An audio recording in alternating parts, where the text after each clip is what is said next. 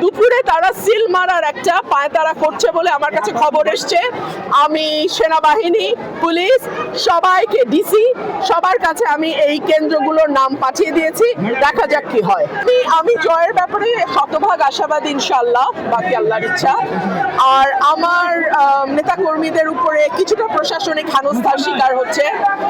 আমার দুজন কর্মীকে গতকাল রাতে পুলিশ ধরে নিয়ে গেছে। তারা রাস্তার উপরে বসা ছিল, বিকজ ওই রাতে সিল মারার একটা পরিকল্পনা ছিল খেজুর গাছে, সো তারা পাহারায় ছিল, বাট কোনো অ্যালিগেশন ছাড়াই তাদেরকে ধরা হয়েছে। ডিসি মহোদয়ের সঙ্গে আমি কথা বললাম, সম্ভবত ওনাকে ভুল বোঝানো হয়েছে। আর আমি 8টা কেন্দ্র আশুগঞ্জে, আমি আপনাদের বলবো আশুগঞ্জে আপনারা কিন্তু থাকবেন। আশুগঞ্জে তারা সিল মারার একটা পরিকল্পনা আছে। আমি সেনাবাহিনী, পুলিশ, ডিসি সবাইকে কেন্দ্রগুলো যেগুলো অতি ঝুঁকিপূর্ণ নাম দিয়ে দিয়েছি। দেখা যাক কি হয়।